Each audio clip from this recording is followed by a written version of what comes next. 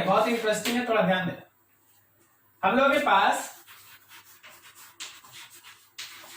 कोई एक algebraic operation होगा, कोई एक अलजेब्रिक ऑपरेशन ले लीजिए। इस अलजेब्रिक ऑपरेशन का कॉरस्पॉन्डिंग एरर कैलकुलेशन, यहां जो हम लोग लिखेंगे वो हम लोग लिखेंगे एब्सोल्यूट एरर, और फिर एब्सोल्यूट एरर से हम लोग लिखेंगे रिलेटिव एरर, एब्सोल्यूट एरर और फिर वहां से लिखेंगे रिलेटिव एरर। तुम देखना इसको, बहुत कुछ इसमें नया चीज आ जाएगा आपके लिए। पहले जो आप पढ़े पहले उसको देख लो। अगर हम लोगों के पास x है a प्लस बी मतलब एडिशन, तो एब्सोल्यूट एरर इसमें हम लोग कैलकुलेट करते हैं del x is equals to del a plus del b। क्या सही जा रहा है? एब्सोल्यूट एरर होता है del x plus del b, कोई दिक्कत नहीं? ठीक है, थोड़ा समझते जाना। अब यहां देखना सेकंड, अगर हम लोग सब्सट्रैक्शन डिस्कस करते हैं उसमें भी एब्सोल्यूट एरर होता है del a plus del b। लेकिन जब हम लोग मल्टीप्लिकेशन डिस्कस करते हैं तो जनरल फॉर्मूला में एब्सोल्यूट एरर नहीं निकालते, उसके जगह पे निकालते relative error. Del x by X is equals to del a by a and plus del b by b, del a by a plus del b by b, ये होता है x is equals to a dot b। और अगर हम लोग division करते हैं तो भी हम लोग रिलेटिव एरर फाइंड आउट करते हैं। Del x by X is del a by a plus del b by b। क्या आपको याद है? ये हम लोग लास्ट में किए थे, सही है? समझ में आ रहा है? Yes sir. लेकिन अब देखो, इससे अगर हमको ये निकालना पड़े तो क्या करना पड़ता है? रिलेटिव एरर का फॉर्मेट है डेल x बाई एक्स और एब्सोल्यूट एरर का फॉर्मेट है डेल x। तो देख, जब हम लोग डेल x में x से डिवाइड करेंगे तो जो डेल x था del a plus del b, उसमें हमको डिवाइड करना पड़ेगा a प्लस b से। क्या जी सही है? तो अगर इस केस में कोई तुमसे रिलेटिव एरर पूछ ले तो इसका ये फॉर्मेट, या फिर तुम ऐसे सोचो कि del a by a plus b plus del b by a plus b, this is the relative error in case of addition. This expression is for relative error in case of addition. क्या आप समझ पा रहे हैं? क्या सबको first line समझ में आया? क्लियर हुआ? Yes sir. ठीक है। अगर हम लोग सेकेंड केस में बोले कि भाई आप रिलेटिव एरर सब्सट्रैक्शन में बताइए, तो जो सब्सट्रैक्शन में था del a plus del b, नीचे हम लोग डिवाइड करेंगे a माइनस b से, तो ये हो गया del a by a minus b और plus del b by a minus b। Very interesting, समझना ध्यान से, वेरी इंटरेस्टिंग कि एडिशन हो या subtraction, maximum possible absolute error same होता है। क्या सही है? एडिशन हो या subtraction, maximum possible absolute error same होता है, correct? But relative error same नहीं होता। रिलेटिव एरर सेम नहीं है, देख लो, एक में ऊपर में a प्लस बी है, एक में नीचे a माइनस बी है। क्या ठीक है? Yes sir. तो जब हम लोग एडिशन या सब्सट्रैक्शन करते हैं तो एब्सोल्यूट एरर सेम होता है, रिलेटिव सेम नहीं होता। अब दूसरा मल्टीप्लिकेशन में देखो, मल्टीप्लिकेशन और डिवीजन रिलेटिव सेम है, एब्सोल्यूट सेम नहीं होगा। एब्सोल्यूट के लिए क्या करना होगा? एब्सोल्यूट के लिए del x is equal to x times of del a by a plus del b by b, और इस x का मतलब हो गया a डॉट b, ये वाला, तो del a by a and plus del b by b। थोड़ा सॉल्व कर लो भाई, एक बार में a कट गया, b dot del a plus b cut गया, a dot del b। Clear है? ये हम लोग अभी मल्टीप्लिकेशन में, हाँ, ये हम लोग अभी मल्टीप्लिकेशन। तो देख, मल्टीप्लिकेशन में रिलेटिव एरर, डिवीजन में रिलेटिव एरर, ये दोनों सेम है, लेकिन जरा गौर करना, मल्टीप्लिकेशन का एब्सोल्यूट एरर ये है और डिवीजन का अगर तुम एब्सोल्यूट एरर निकालेगा तो फिर से भाई del a by a plus del b by b में मल्टीप्लाई करना पड़ेगा x से। x मतलब a बाई b, x मतलब a बाई बी, थोड़ा यहाँ जगह नहीं है, हाँ यहाँ जगह नहीं है, हम लोग यहाँ पे कर लेते हैं, थोड़ा इसका कैलकुलेशन कर देंगे, बाद में लिख देंगे वहां। तो del x is equals to del a by A plus del B by B, और जहां x है वहां a बाई बी, जहां x है वहां a बाई बी। अब देखो a कट गया, this will be equals to del a by B plus यहां आ गया a dot del B divided by B square. मतलब इस बार जो हम लोग इसको सॉल्व करके ला रहे होंगे वो होगा, वहां देख ले, del a by B plus a dot del B by B square. ठीक है जी, देखो फिर से पूरा शुरुआत से समझो। जब हम लोग एडिशन और सब्सट्रैक्शन पढ़ते हैं तो जो एब्सोल्यूट एरर एडिशन का होता है वही एब्सोल्यूट एरर सब्सट्रैक्शन का भी होता है, करेक्ट?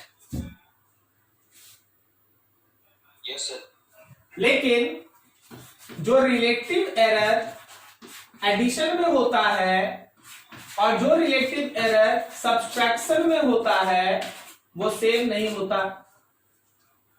क्या ठीक है? Yes sir. हाँ, यस सर। अब नीचे देख लो, इन दोनों से भी एक कंक्लूजन है। देखिए इधर जगह नहीं है, हम थोड़ा मैनेज करके लिख रहे हैं, आप समझिएगा थोड़ा ध्यान से। यहां लिख रहे हैं, जब हम लोगों के पास मल्टीप्लीकेशन या डिवीजन होता है तो रिलेटिव एरर जो मल्टीप्लीकेशन का है और रिलेटिव एरर जो डिवीजन का है वो दोनों सेम होता है, रिलेटिव एरर सेम होता है। लेकिन जो मल्टीप्लीकेशन का एब्सोल्यूट एरर है वो डिवीजन के एब्सोल्यूट एरर के बराबर नहीं होता। क्या सही है? Yes sir. ठीक है, तो देखो एक एक चीज को गहराई से अगर जानना है तो दिमाग खुला रखना पड़ता है, और फिजिक्स ऐसे ही चलता है। स्टार्टिंग में तो एकदम बेसिक एडिशन पढ़ ले भाई, फिर सब्सट्रैक्शन आ गया, मल्टीप्लिकेशन आ गया, डिवीजन आ गया, फिर उसके बाद एक जनरल फॉर्मूला आ गया। उसके बाद आज हम लोग सीख रहे हैं कि देख हम लोग कैसे पढ़ाई किया, हम लोग जो पढ़ाई की उस पर थोड़ा मार्क करना, हम लोग पढ़ाई क्या किया और अभी हम लोग कहां पहुंच के खड़े हैं उस पर ध्यान। हम लोग पढ़े एडिशन और हम लोग निकाले एब्सोल्यूट एरर, छोड़ दिए, यही पढ़े।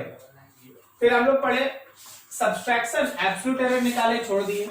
हम लोग पढ़े मल्टीप्लिकेशन, रिलेटिव एरर निकाले, छोड़ दिए।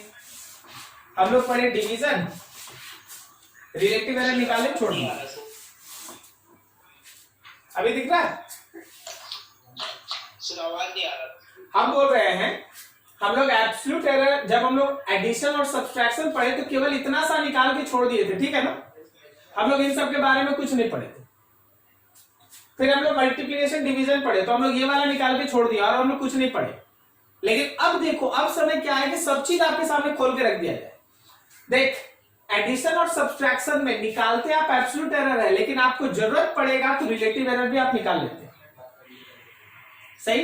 Yes sir. उसी तरह मल्टीप्लिकेशन और डिवीजन में आप निकालते रिलेटिव एरर है, लेकिन जरूरत पड़ेगा तो एब्सोल्यूट एरर भी निकाल लेंगे, करेक्ट? Yes sir. ठीक है, तो रिजल्ट्स पे ध्यान रखना है।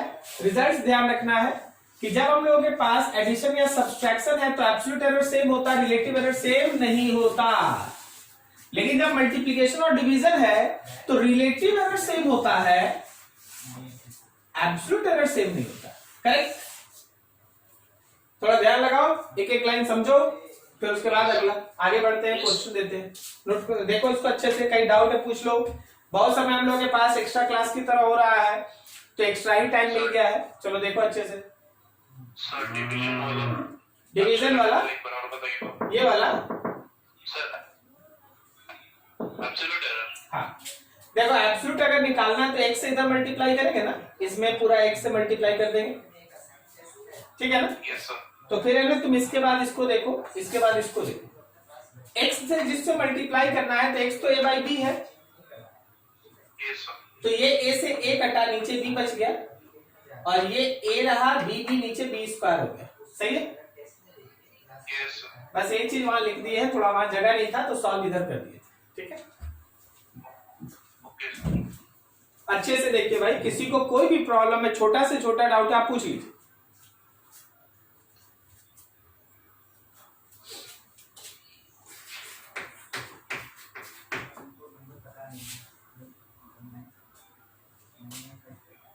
देखो जैसे ध्यान से, मान लो a is written as 2 plus minus 0.1 and b is written as 3 plus minus 0.2.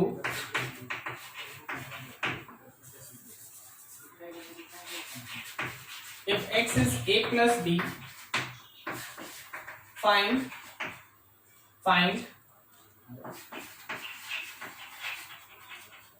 relative error in measurement of x. Find relative error in measurement of x. चलो बनाओ जरा।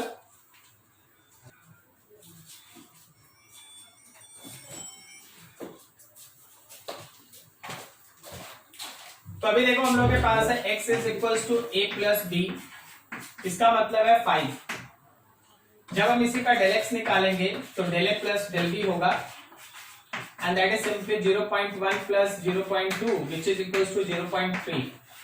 और जब हमको रिलेटिव एरर चाहिए तो डेल x बाई एक्स चाहिए, इसका मतलब ये है 0.3 बाई 5। बस इतना ही आंसर। अब देखिए यही चीज इतना बड़ा बड़ा करके लिख दिया जाता है, लेकिन आपको समझना है ऐसे, ठीक है।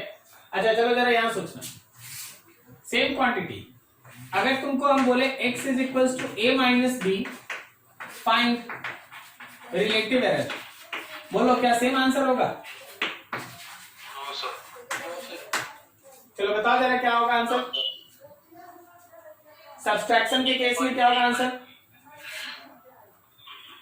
माइनस 0.1 बाय 1, नहीं माइनस 0.3 बाय 1। ठीक है ना, तो माइनस 0.3 बाई 1, लेकिन एरर में माइनस नहीं होता। Okay remember that, yes error में माइनस नहीं होता। एकदम सही बता दिया आंसर, बस माइनस नहीं होगा। तो del X by X is equals to simply 0.3 by 1। Okay minus नहीं होगा, 0.3 by 1।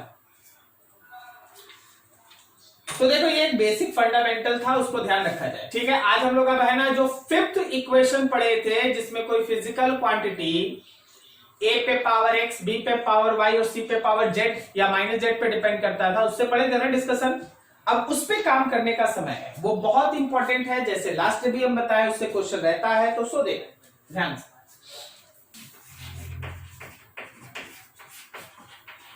For simple pendulum length is 1 plus minus 0.1 meter and acceleration due to gravity is 10 plus minus 0.2 meter per second square। 1 plus minus 0.1 metre length है और g का value है 10 plus minus 0.2 metre पर second square. तुमसे ये बोला गया find percentage error in calculation of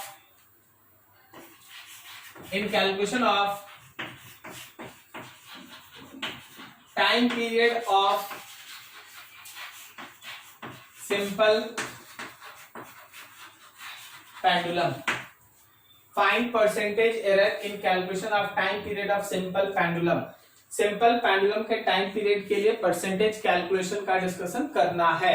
now think that सबसे पहले ऐसे क्वेश्चंस को बनाने के लिए जो सबसे इंपॉर्टेंट चीज है वो ये कि आपको जो भी टाइम पीरियड बोला गया या जो भी इक्वेशन बोला गया उसका ये इक्वेशंस आपको आना चाहिए। या तो ये आपको नोन होना चाहिए, नहीं तो क्वेश्चन देगा, या तो ये नोन होना चाहिए, नहीं तो अगर कुछ नया रहेगा तो क्वेश्चन आपको खुद बता देगा कि हाँ ये रहा इक्वेशन इसका। ठीक है, तो देखिए क्वेश्चन। अब ये कभी भी एरर के कैलकुलेशन में समझना, एरर के कैलकुलेशन में कांस्टेंट यूजलेस होता है, useless in calculation of error. जब आप एरर का कैलकुलेशन करते हैं ना तो कोई कांस्टेंट जो रहता है वो यूजलेस होता है। मतलब आप ऐसे समझिएगा ना कि t is proportional with l पे पावर 1/2 एंड g पे पावर -1/2। क्या समझ में आया? क्या समझ में आया? ठीक है, अब जो लास्ट सीख के गया था उसको पकड़ो। क्या तुम लास्ट ऐसा सीख के गया था कि del t by t is 1/2 del L by L -1/2 del G by G। क्या ये सीख के गया था? Yes, sir. बोलो बोलो, क्या ये सीख के गया था? Yes, sir. नहीं, ये सीख के नहीं गया था। सीखा ये था कि चाहे पावर कुछ भी हो यहां रहेगा प्लस। क्या समझा? Yes. This is the common mistake. ये कॉमन मिस्टेक है जो स्टूडेंट से घर में होता है। मैं यहीं पे कर लेते यार, समझा दिए ना। पावर कुछ भी रहा होगा प्लस, ठीक है ना। अब देख यहां देख, Yes. क्या ये रिलेटिव, अभी ये रिलेटिव एरर है कि परसेंटेज एरर है? Sir, Relative. रिलेटिव। लेकिन क्वेश्चन बोला परसेंटेज, तो अब परसेंटेज में बदलना होगा। परसेंटेज में बदलने के लिए हम लोग लास्ट में सीखे हैं कि del t by t है, इसको 100 से मल्टीप्लाई कर दो। इधर हो गया 1/2, del L by L को 100 से मल्टीप्लाई कर देंगे और plus 1/2 del G by G को 100 से मल्टीप्लाई कर देंगे, ठीक है। लेफ्ट हैंड साइड में हो गया percentage error. Percentage error of time period left hand side में हो गया भाई। अब बस राइट वाले को कैलकुलेट करना बढ़िया से। 1/2 del L 0.1 L 1 multiplied with 100 plus 1/2 del G 0.2 G 10 multiplied with 100। Just go through calculation. This is 1/2, क्या ये 10 आ रहा है? और प्लस 1/2, क्या ये 2 आ रहा है? देखो देखो, सही है, yes. ठीक है ना।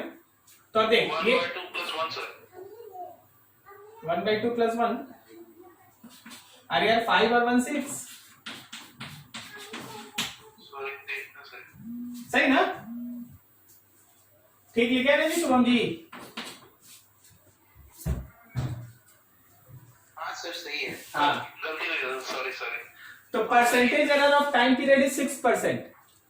6% is the percentage error in measurement of time period. अब समझ में आ रहा कि परसेंटेज एरर का कैसे यूज करना है। लास्ट टाइम हम ये सीखे थे ना, यही छोड़े थे, ठीक है। तो ऐसे चीज चलता है। अभी इसमें बहुत सारा चीज है। अब हम तुमको कुछ छोटा छोटा चीज पूछते हैं, एकदम सोच सोच के आंसर देना। ये समझ में आया? किसी को कोई डाउट? देख लो अच्छे से, किसी को कोई डाउट पूछ लो। हाँ बोलो।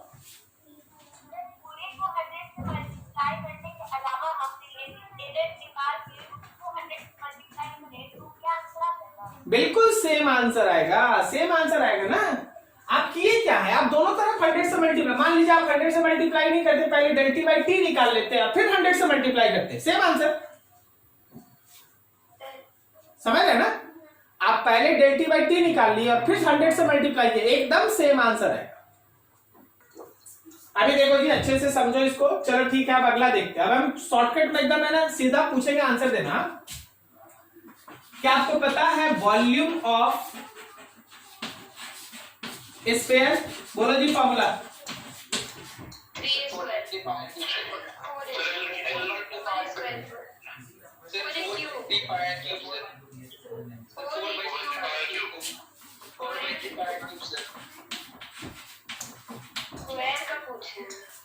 Volume of sphere, volume of sphere वहां लिखा होगा, सही है ना?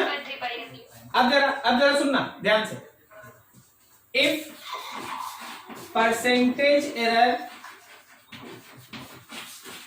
Of radius is 2%, therefore percentage error of volume, देख के आंसर बोलो। अगर रेडियस के मेजरमेंट में परसेंटेज एरर 2% है तो वॉल्यूम के मेजरमेंट में कितना परसेंट एरर? 6%. Very good, 6%। इसको भूल जाइए जी, इसको भूल जाइए, इसका कोई रोल नहीं है। बस पावर को आगे लाके मल्टीप्लाई करना है, पावर को आगे लाके मल्टीप्लाई कर देना है, बस और कुछ करना नहीं है। पावर को आगे लाके मल्टीप्लाई कर देना है। क्या आपको समझ में आ रहा है छोटा छोटा ट्रिक अब? नहीं समझा? Yes, sir. ठीक है, तो क्या ये आंसर 3 इंटू 2% होगा? That is 6%। ठीक है, एकदम देख के आंसर दे देगा। अब अगला बताना, एकदम देख के बताना, देख के बताना।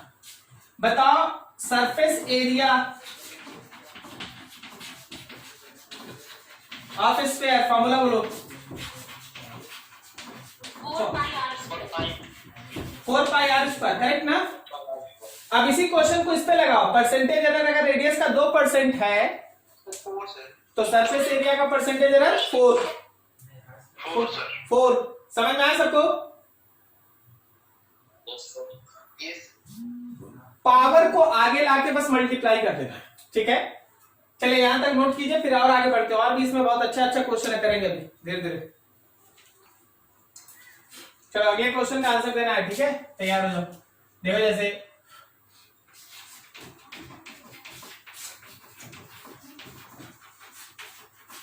फॉर एनी सिलेंडर, मान लो ये एक सिलेंडर है, इस सिलेंडर का ये रहा हाइट, हाइट दिया हुआ है 4 प्लस माइनस 0.2 मीटर, और इस सिलेंडर का रेडियस दिया हुआ है 1 प्लस माइनस 0.1 मीटर। तुमसे ये बोला गया find volume of sphere, sorry volume of cylinder by using error limit. Error limit लगा के सिलेंडर का वॉल्यूम निकालना है। एरर लिमिट लगा के सिलेंडर का वॉल्यूम निकालना है। क्या तुमको कॉन्सेप्ट समझ में आ रहा है? देखो किसी को बनाना नहीं है, कोई चाहो तो स्टेप्स हमको बताओ, दिमाग में एक कॉन्सेप्ट बनाओ, बनेगा कैसे? चलो बोलना है, तुमको बोलना है, 1-2 मिनट समय लेके आराम से सोच के हमको बताइए ये बनेगा कैसे। Sir, multiplication का concept है sir. लेकिन इसमें है ना, आप पहले फॉर्मूला बताइए तो सिलेंडर का वॉल्यूम का Sir, Pi square h. Pi are square H. तो क्या आप 3 क्वांटिटी का मल्टीप्लीकेशन पढ़े हैं?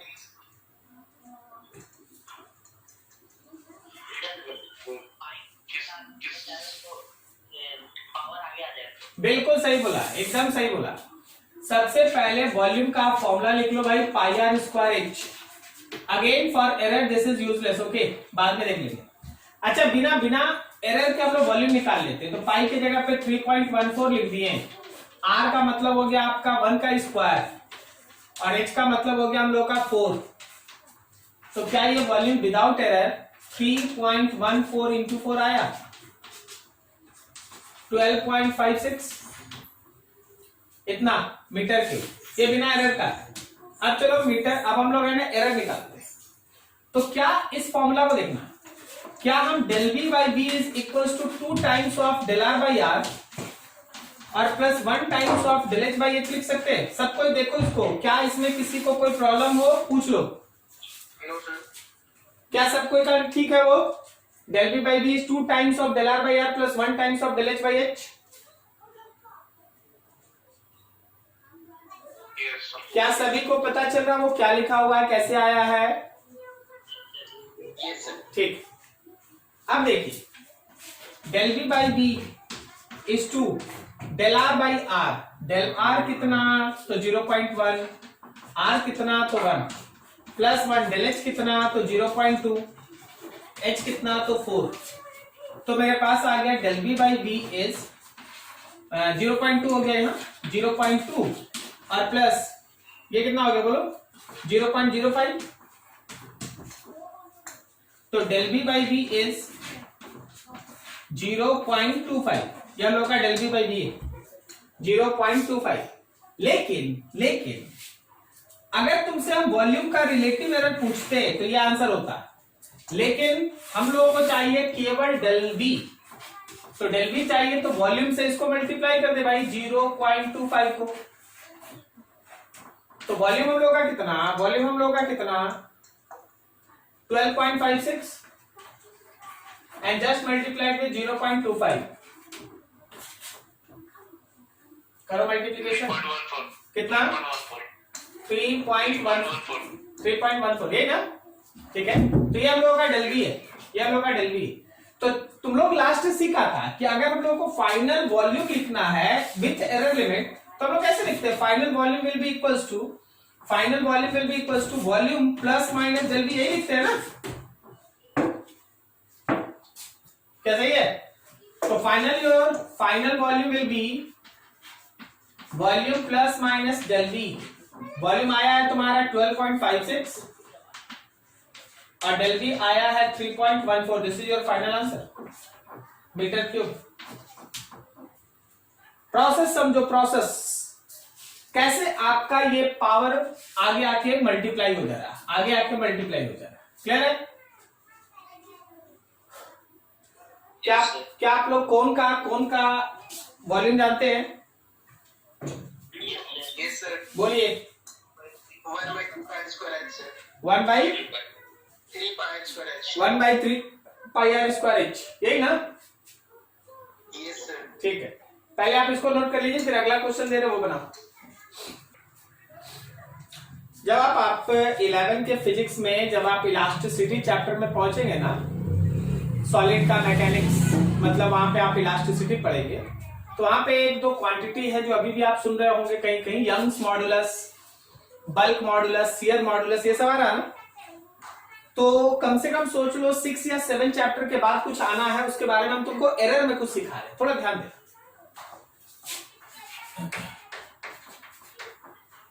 मान लीजिए ये एक सीलिंग है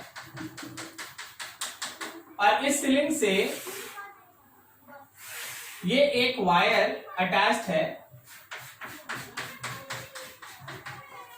इस वायर का लेंथ है 4 ± 0.1 मीटर, ठीक है, और इसका एरिया ऑफ क्रॉस सेक्शन है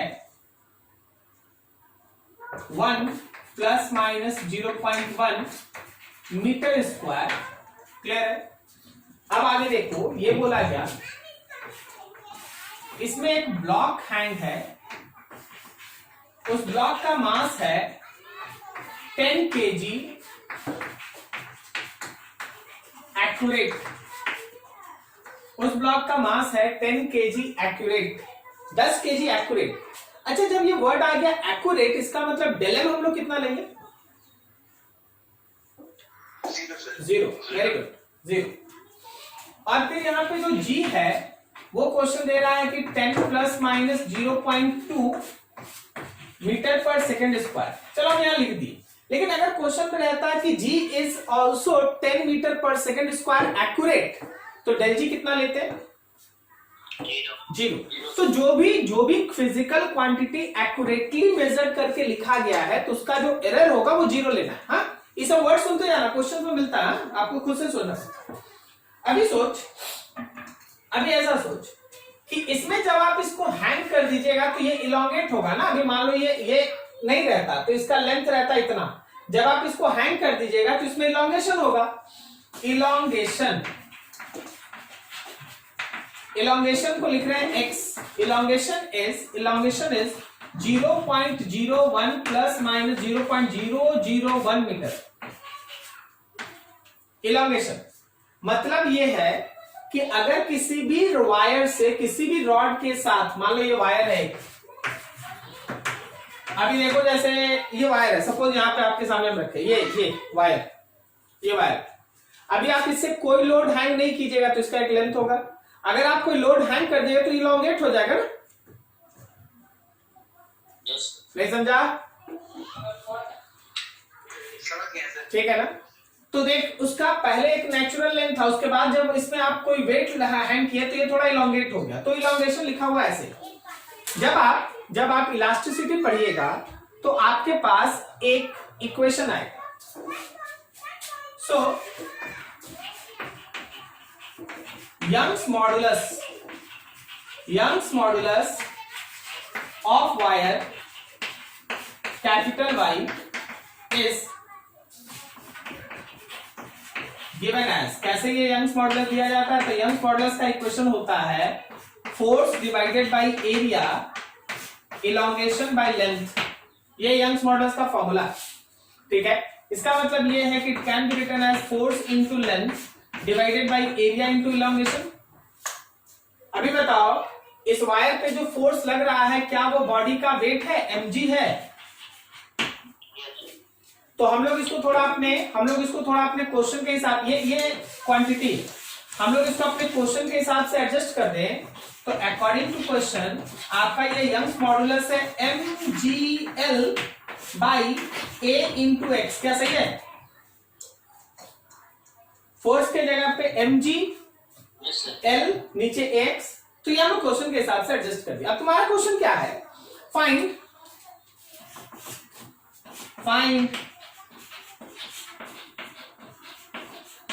Young's modulus with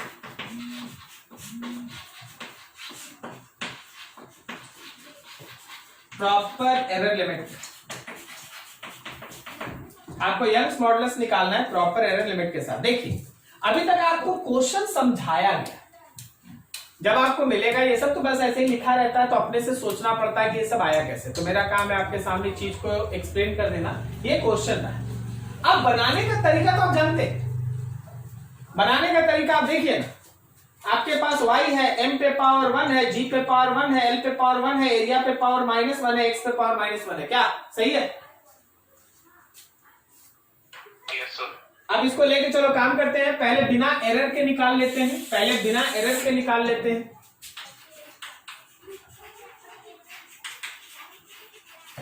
without error. y is mgl by a into x. Mass बिना एरर का 10 kg, g का वैल्यू बिना एरर का 10, लेंथ बिना एरर का 4 बाई एरिया बिना एरर का 1 और इलोंगेशन बिना एरर का कितना गया? कहां गया? 0.01।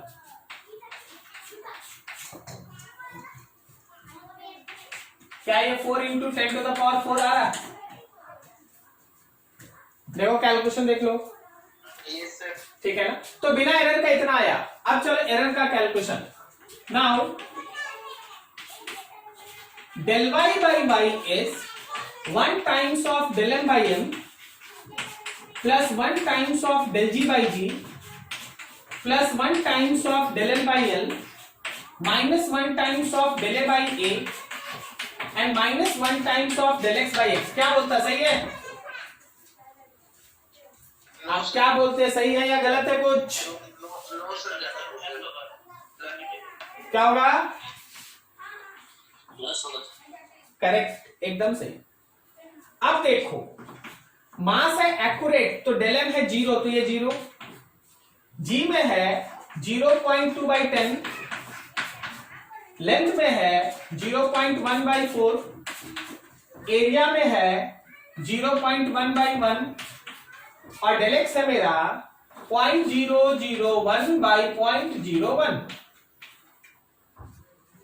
सो del y by y is, क्या ये 0.02 हुआ? क्या ये 0.025 हुआ? ये 0.1 है और क्या ये 0.1 हुआ? कैलकुलेशन है भाई, कैलकुलेशन आप लोगों को करना पड़ेगा। ये सब फटाफट हो रहा है, ठीक है? ठीक नहीं है? देखो तो,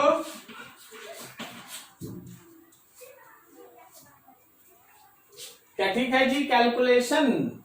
सर जी आप बोले कि एक्यूरेट है। हाँ नहीं, यहाँ तो दिए ना, हम बोले अगर एक्यूरेट होता तो। अच्छा ठीक है। अभी तो यहाँ दिए ना, ठीक है?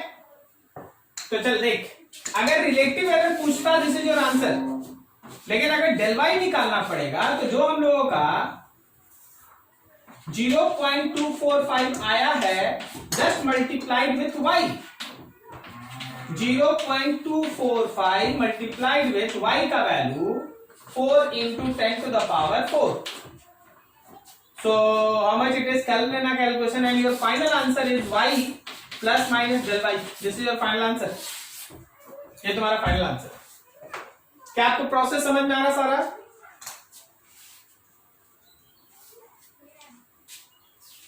नहीं समझा?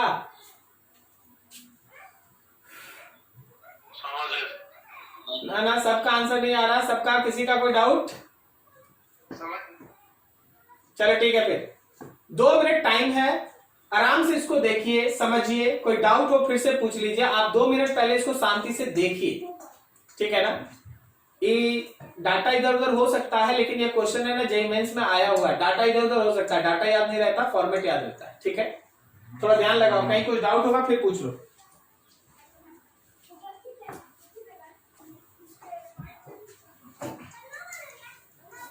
चलो नेक्स्ट क्वेश्चन. इसको आपको बनाना है, इसको आपको बनाना है. ध्यान रखिए.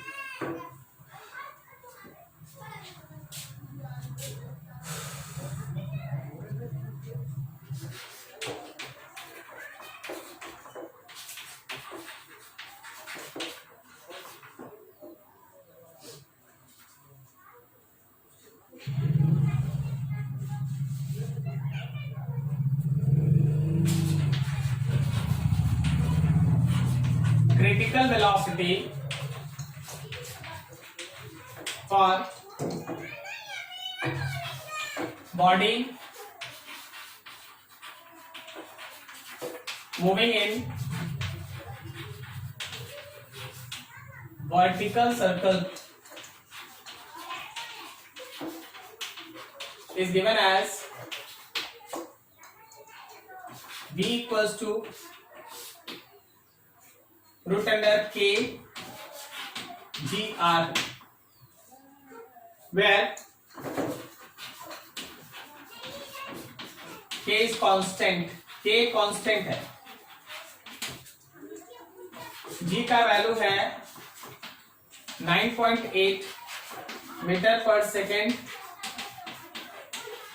एक्यूरेट. ठीक है. r का वैल्यू है 4 plus minus 0.2 metre. Find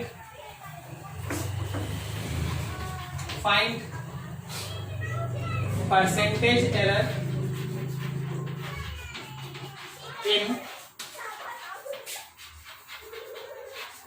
measurement of velocity. चलो इसमें हम कुछ नहीं बताने जा रहे हैं, आपको आंसर बताना है. चलिए बताइए.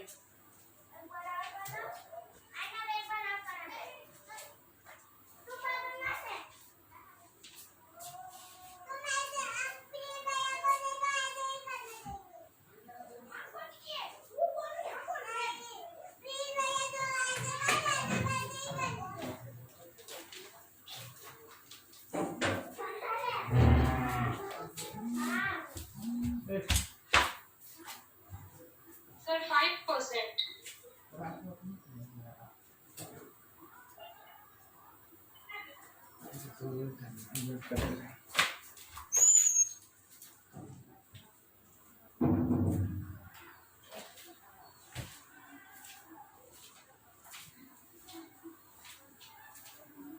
Sir, 5%. 5%. सब कहा गया?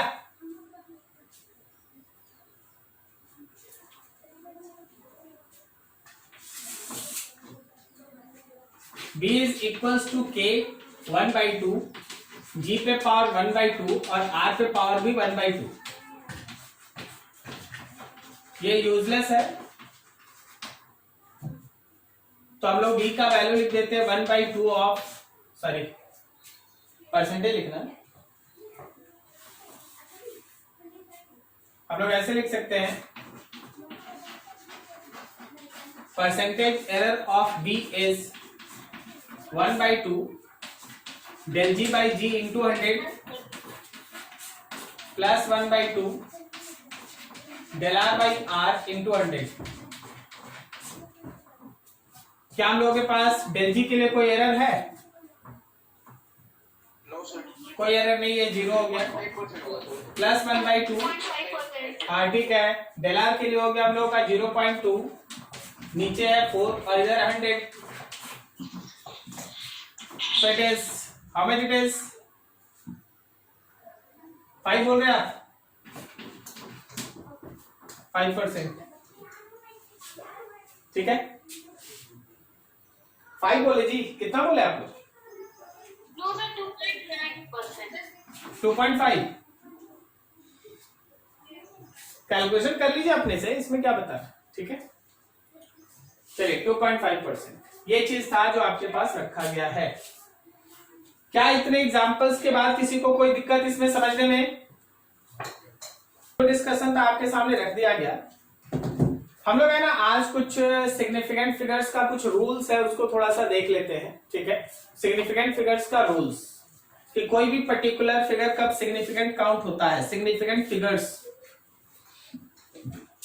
थ्योरेटिकल है, आप खुद से भी पढ़ सकते हैं।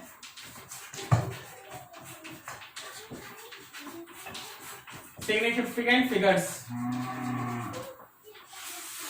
क्या, इसी को सिग्निफिकेंट डिजिट्स कहा जाता है, समझना। मान लो जैसे हम लोगों के पास कोई एक पर्टिकुलर बॉडी है या कुछ मेजर करना है हमको। अभी है ना मेरे पास ये एक स्टिक है,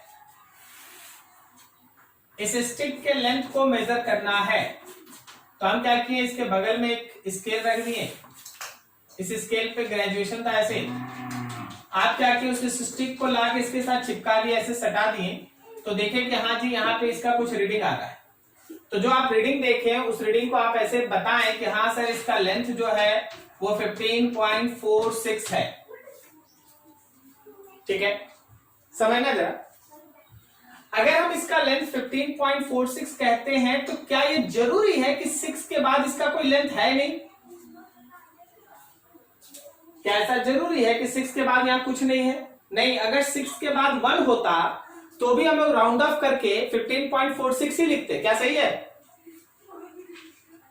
आप लोग राउंड ऑफ जानते हैं? Round of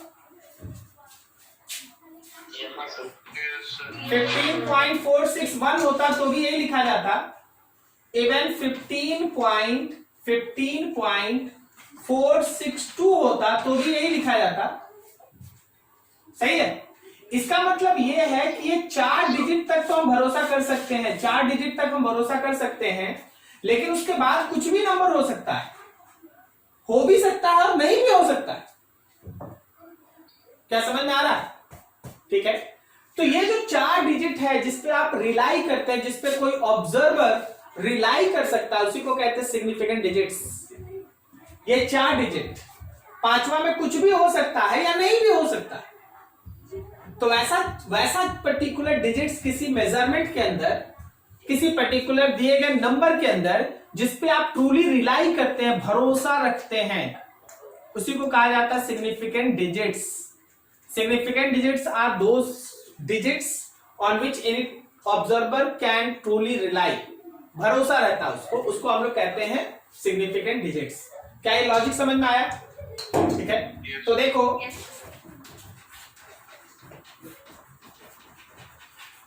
significant digits are those digits in any number or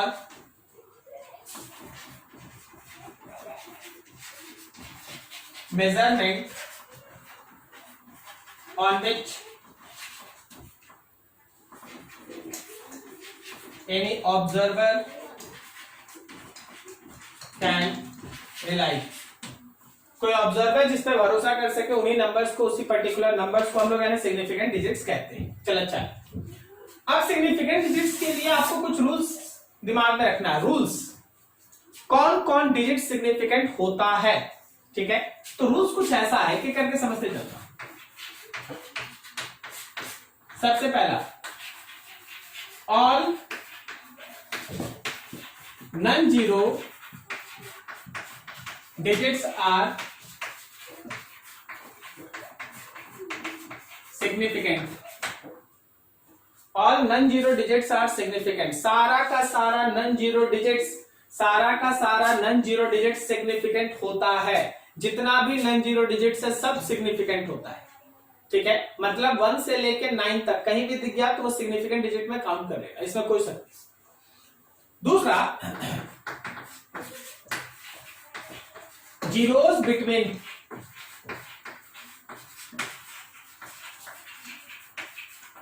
non zero digits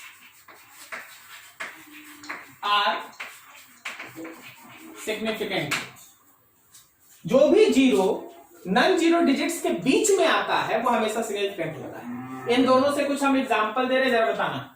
मान लो एक नंबर है तुम्हारे पास 124.36, बोलो how many number of significant digits?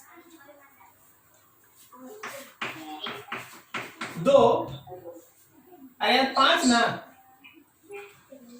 1 2 3 4 5 है सिग्निफिकेंट डिजिट। क्या समझा? Yes, sir. Yes, sir. जितना भी नॉन जीरो डिजिट्स होता है वो सब का सब होता है सिग्निफिकेंट। तो देख 1 2 3 4 5 5। अब बताना 124.3 बता दे रहा कितना सिग्निफिकेंट डिजिट्स? Sir, 4. क्यों? ये जीरोस में क्या प्रॉब्लम है? जीरोस में क्या प्रॉब्लम? वो सिग्निफिकेंट है या नॉन सिग्निफिकेंट? Non-significant. क्यों नॉन सिग्निफिकेंट? ऊपर लिखा है zeros between non zero digits are significant. Non zero digits के बीच में जीरोस है तो वो सिग्निफिकेंट है। क्या समझ में आया? Yes, sir. तो ये जो जीरोस आपको दिखाई दे रहा है ना वो सिग्निफिकेंट में काउंट होगा। तो यहां पे सिग्निफिकेंट डिजिट का नंबर है 6। क्या आप समझ पा रहे हैं? Yes, sir. फिर से देखिए, बताइएगा सिग्निफिकेंट डिजिट। बोलो how many significant digits? 5.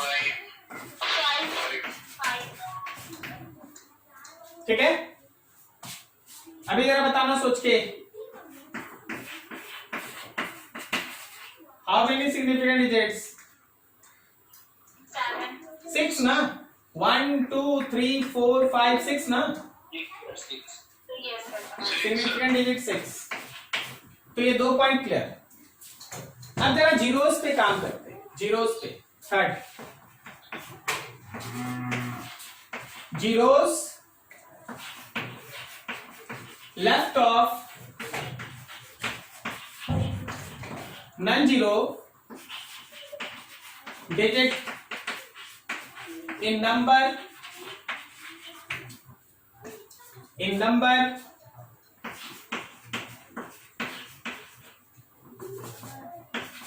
less than 1 are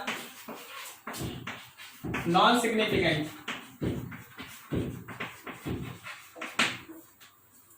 one से कम नंबर दिखाना मतलब डेसिमल दिखाना, करेक्ट ना? 1 से कम नंबर अगर आप दिखाएंगे तो डेसिमल का ही सहारा लेंगे। अगर आपके पास कोई नंबर है जो 1 से छोटा है, 1 से छोटा है, पहले लाइन को अच्छे से दिमाग बैठाइए, तो कोई भी ऐसा जीरो जो हमारे नॉन जीरो डिजिट के लेफ्ट में है, नॉन जीरो डिजिट के लेफ्ट में है, दे आर नॉन सिग्निफिकेंट, वो सिग्निफिकेंट नहीं है। मतलब ये 0.00364 these zeros are non-significant. So total number of significant digits are only 3. ठीक है, अगर नंबर 1 से छोटा है तो नॉन जीरो डिजिट के लेफ्ट में, नॉन जीरो डिजिट के लेफ्ट में जितना भी जीरोस है सब नॉन सिग्निफिकेंट है। जरा गौर करना अगला 1.00341. How many significant digits are there? 6, sir. 6. Very good. 6. This number is not less than 1. This is greater than 1. So it has 6 significant digits. These zeros are significant. Which rule applicable? इसको significant बनाने में 1 2 3 कौन rule काम आ गया? 2 काम आ गया। Non zero digit के बीच में जीरो। समझ में आ रहा? Yes, sir. हाँ, अगला देखो, सर 2 फिर और एक बार समझा दीजिए। हाँ लिख रहे हैं। 0.034067, how many significant digits? 5। This zero यहां भी एक जीरो डाल देते हैं। These 2 zeros are non significant, correct जा रहे हैं, but this zero is significant. So overall यहां से यहां तक देखो 5, सिग्निफिकेंट डिजिट कितना? 5। क्या आपको समझ में आ रहा है? फिर से सुनिए, देखिए 1 2 3 4 5 6 7 8 9, ये तो हर जगह जहां भी है सिग्निफिकेंट में काउंट होगा। मेन प्रॉब्लम आपको क्रिएट करेगा जीरो, कब जीरो को सिग्निफिकेंट लेना है और कब जीरो को सिग्निफिकेंट नहीं लेना है, यही चीज आपको समझना है। ठीक है, तो देख नन जीरो डिजिट के बीच वाला जीरो सिग्निफिकेंट, अगर नंबर 1 से छोटा है तो नन जीरो डिजिट के लेफ्ट वाला नॉन सिग्निफिकेंट। सही है, काम हो गया ऐसा। अब अगला बढ़ेंगे, यहां तक देख लो, स्क्रीनशॉट लो, फिर और आगे निकलते हैं। ये देखते हैं, 3rd के बाद 4 देखो, zeros right of non zero digit after decimal are significant. मतलब डेसिमल के बाद नन जीरो डिजिट के राइट हैंड साइड का जीरो सिग्निफिकेंट होता है। जैसे देखो 24.670, डेसिमल के बाद नन जीरो डिजिट के राइट, ये जीरो सिग्निफिकेंट में काउंट होगा। अच्छे से समझो, डेसिमल के बाद नन जीरो डिजिट के राइट में सिग्निफिकेंट काउंट होगा, तो सिग्निफिकेंट डिजिट्स इस केस में है 5। अच्छे से सोच के बताइएगा,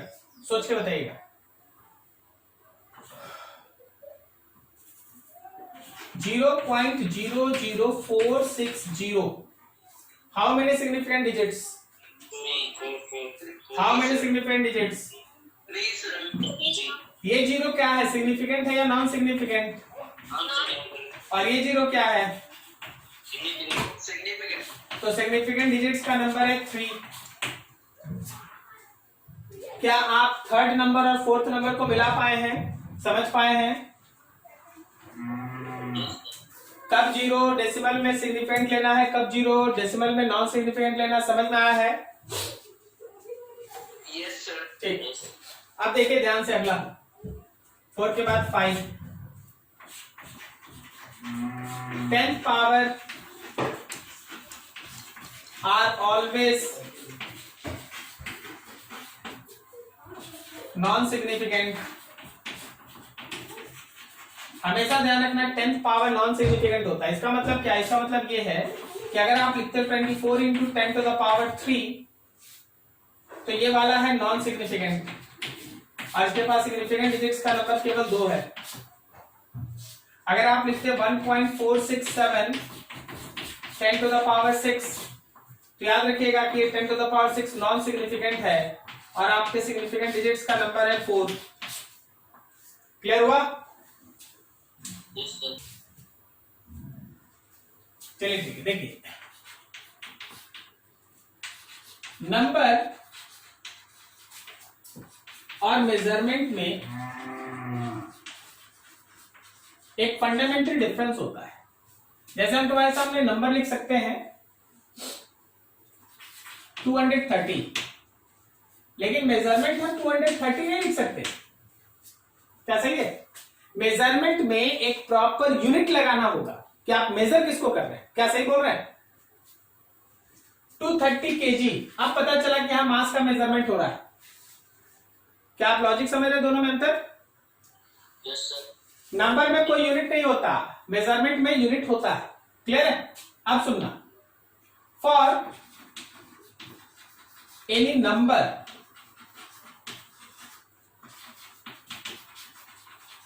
without decimal, zeros right of non-zero digits are non-significant. ध्यान से, अगर आपके पास कोई नंबर है जैसे हम आपको लिख दिए 2400, तो ये एक नंबर है, तो याद रखना कि ये 0 नॉन सिग्निफिकेंट। अगर हम तुम्हारे सामने लिख दें कि 1 2 4 3 0 0 0, कोई यूनिट नहीं है, ये नंबर है, तो ये नॉन सिग्निफिकेंट। समझ में आ रहा है?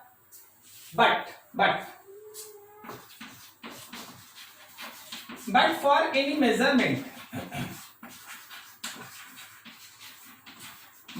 measurement, zeros to right of non-zero digits, zeros to right of non-zero digits are significant. जैसे अब देख यहीं पे अगर हम लिखते 2400 मीटर, तो ये हो जाता भाई सिग्निफिकेंट। अगर हम यहीं पे लिखते 1243000 kg, तो ये हो जाता सिग्निफिकेंट। क्या आपको अंतर समझ में आ रहा है? दोनों में बहुत क्लोज है, थोड़ा ध्यान रखना होगा। नंबर में और मेजरमेंट में क्या समझ में आ रहा है?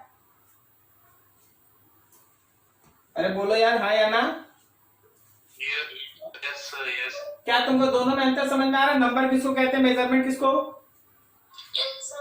तो नंबर रहेगा तो नॉन जीरो डिजिट के राइट हैंड साइड वाला जीरो नॉन सिग्निफिकेंट होगा, और अगर वही मेजरमेंट रहेगा मतलब यूनिट लगा रहेगा तो नॉन जीरो डिजिट के राइट वाला जीरो सिग्निफिकेंट होगा। ठीक है, ये होगा। अब देखो इसी का सबसे लास्ट चीज हम आपके सामने लिख दे, इसको खत्म कर दें। याद रखना, if unit of any physical quantity changes, there is no change in number of significant digits। अगर हम लोग किसी फिजिकल क्वांटिटी के यूनिट को चेंज करते हैं,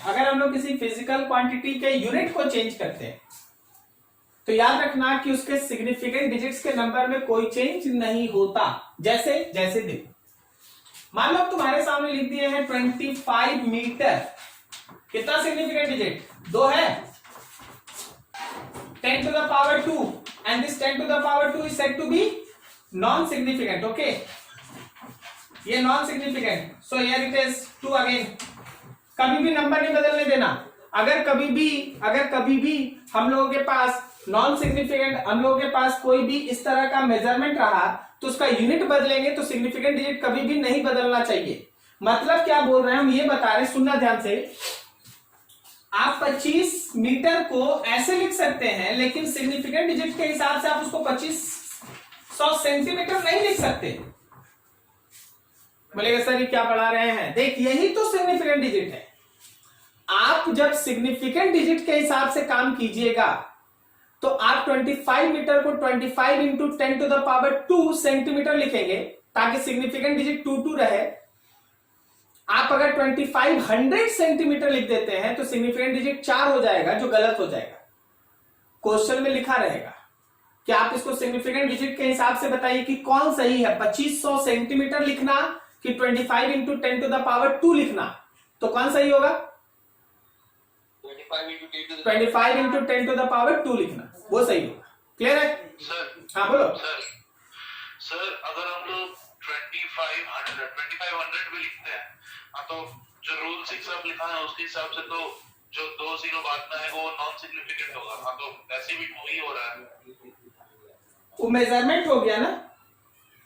हाँ। तो मेजरमेंट में तो वो सिग्निफिकेंट होगा ना। ये भी तो मेजरमेंट है सर। तो सिग्निफिकेंट फिगर हो जाएगा ना, तो नंबर ऑफ सिग्निफिकेंट डिजिट नहीं बदलना चाहिए। ओके सर, उल्टा समझ। हाँ, तुम उल्टा समझ रहा, नहीं बदलना चाहिए, करेक्ट है। ठीक, चलो ठीक है, ये रहा तुम्हारा सिग्निफिकेंट डिजिट।